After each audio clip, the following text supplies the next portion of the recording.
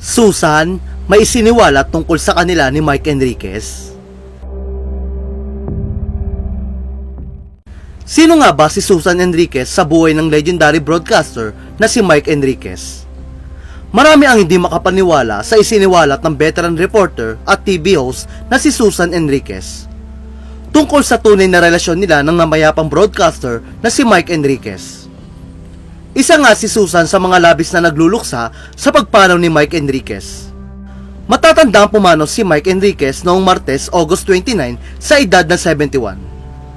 Kasunod nga ng kanyang pagpanaw, marami ang nagpaabot ng pakikiramay sa kanyang naiwang pamilya. Isa naman si Susan sa mga pinadala ng mensahe ng pakikiramay ng maraming nakiramay sa pagpanaw ni Mike Enriquez. Dahil nga dito, muling umusbong ang katanungan kung ano nga ba ang relasyon ni Susan kay Mike Enriquez.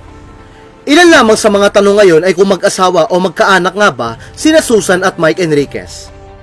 Hindi lingid sa kaalaman ng marami, matagal nang itong tinatanong ng marami. Lalo na dahil pareho ang apelido ni Susan at Mike Enriquez.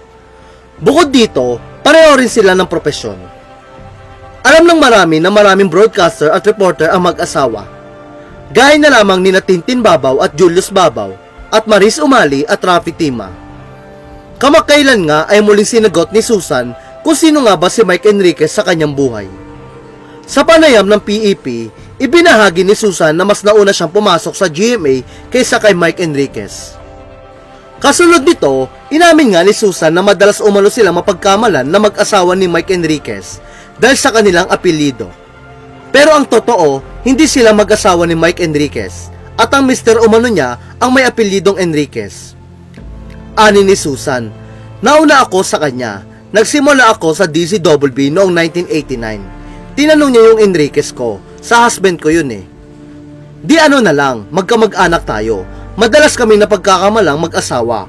Marami ng beses na sinagot namin yun sa mga press con. Lagi talaga, kayo po ba ay mag-asawa? Sa radyo nga, asawa niyo po ba si Mike? Hanggang ngayon, napagkakamalang mag-asawa kami. Sagot naman daw niya lagi, idinadaan ko na lang sa ay naku, kung asawa ko yan, hindi na ako magtatrabaho. Lingid naman sa kaalaman ng marami, naiwan ni Mike Enriquez sa kanyang tunay na asawa na si Elizabeth Baby Yumping. Matatanda ang wala silang anak. Samantala, ibinahagi naman ni Susan na bago pumanaw ay dumadalaw sa bahay nila si Mike Enriquez at naka-wheelchair na raw ito.